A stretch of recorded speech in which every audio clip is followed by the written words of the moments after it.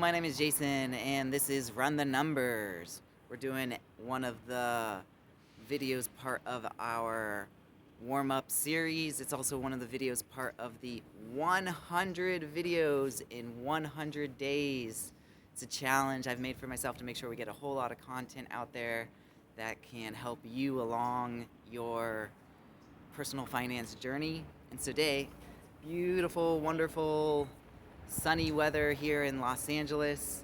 So we're walking through a beautiful neighborhood while we talk today on the go about the particular topic of pay it now or pay it later. And I want to bring up one specific example to kind of help frame our thoughts a little bit. Of course, the devils are into details as to the answer to the question, pay it now, pay it later. You know, what are the financing terms? What are the terms you get of credit, or if it's a buy now, pay later, whatever the kind of form and fashion of the financing. Either way, you're getting these terms because some company is wanting to either entice you to buy their product as something of a technique of theirs, a way to sell it to you if, you know, that's an item that's tough to sell. So, you know, what comes to mind there is, you know, buying a new car. Yeah, you might have some great financing terms of, you know, interest-free, intro, zero APR type stuff for 60 months. There's some sort of something. You know, I see that a lot, maybe not lately, but you'd hear that from time to time that can come about. So it could be just simply a sales tactic, sure, but a lot of the time you're buying something on credit or buying something of a buy now, pay later is often something of a way for the financing company to earn a whole lot of money, because over time you're actually paying far more, and the value to them is all the regularly scheduled payments that can come about that they're taking advantage of. So you got to kind of figure it out as to really what's going on there. Are you actually getting the better part of the deal because they're desperate to sell you something and so they're giving you great terms, or if in fact the terms aren't so great? So as I promised, I want to frame our thoughts from one almost classic example, and that is from the cable company. Your internet, your television provider might in fact give you something of a deal, an offering, where they provide you a router modem combo rental, that they might phrase it as. We'll give it to you. We'll let you hold on to this.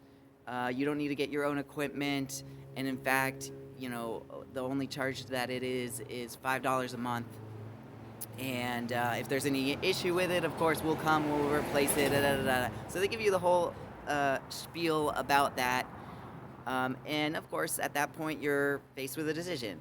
Do I want to go through with this? Yeah, rent it out and have it tacked onto my bill for cable television, for internet, or do I want to go and actually get the equipment myself? So, you know, that's something that you got to consider. And so here's some things that you might want to consider. One, what's the actual amount that you're charged in this rental? Is it something small? Is it, $5? Is it $10? Is it more? And so you got to understand, you know, what exactly that is per payment that you're doing, usually on a monthly basis. So that's a factor into it. You want to think about, maybe go on Amazon, go do a little shopping around to see, in fact, what it could be, what the price could be if you were to just simply buy that equipment on your own. Most of the time, if it's something like a cable modem itself, you know, I remember doing this sort of shopping around myself, and I could buy the same thing for about $60. So it's about, if they're renting it out for $5, it's about 12 months of an equivalent. And by the way, most of the time they want to put you time locked. They'll put you into a 1-year contract. So, you know, that's really not accidental, is that they really want you to make sure you are really locked in all the way for a full 12 months.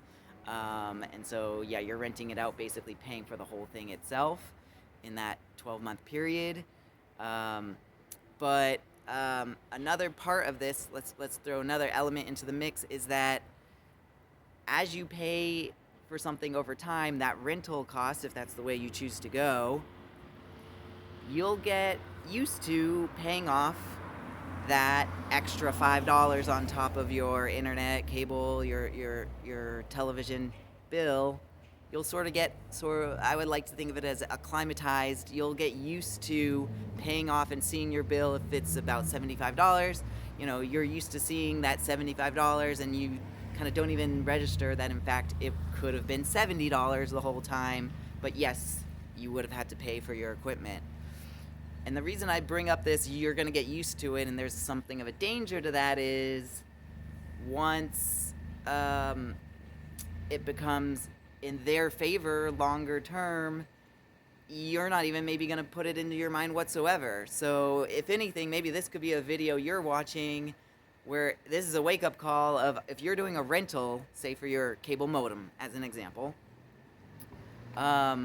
yeah, you might want to now realize, I want to say the mistake you've made, but at least going forward, the opportunity you have to correct, and simply think, oh, okay, from this point forward, if I know I'm gonna be, continuing on with my cable service for at least another year or more, then yeah, I might want to just go out or stop the equipment rental on it and go out and purchase the actual item itself and use your own equipment instead of doing the rental. That way, longer term, yeah, you're not used to the payment going through and not even thinking about it, and realizing 3-4 years later that in fact, oh man, I basically did my cable company a huge favor, because this piece of equipment, I basically paid for them to let me have it 3-4 times over, as an example. Another element to this is, if you buy your own equipment, you have an actual asset. You have some piece of equipment that might be something that later on, when it comes time to end your service, say you're moving, or for whatever reason you want to terminate your internet cable usage, your television usage, yeah, you can either bring that same equipment to the next cable company that you end up hooking up with, or say you're in a situation for whatever reason that you're not going to need it, yeah, then you go off and sell it. So that's to say, hopefully you hold on to some asset that then you can monetize. So it's not just money completely thrown out the window, or rounded down to zero. You have some value to it there. So for all these things, you might want to keep it top of mind as to making this decision. I'll share with you what I do. In the past, what I've done is simply purchase the equipment, and even if I know, it doesn't reach the full, say I mentioned this example of 12 months is the equivalent of a payback period. 12 months is the equivalent for when the rental kind of equilibrium would have hit. That's fine, because I'm thinking, okay, yeah, I'm going to take this equipment, yeah, to the next cable company. So I'm happy to do that. So almost every time I'll do this decision to buy my own equipment. That's where I go with it. But you could be in a situation, could be something very different. Like I said, a lot of variables in here: the amount of the rental, the length of any lock-in they might have, all these different kind of considerations. Also, the convenience of just simply doing this rental. If anything breaks with it, you don't have to worry. It's on them. So there's a whole bunch of things that you need to kind of figure out for yourself, run the numbers, see what makes sense. But yeah, I'll share with you, I lean towards, yeah, just getting my own equipment, and that way I kind of work through being the owner of it myself, and that's my way to go. All right, I'm going to leave you there. Hopefully that helps you think through a little bit as to one example of a decision of if you were to buy it now, pay it now or pay it later. So just one thing to think through. All right, gotta run.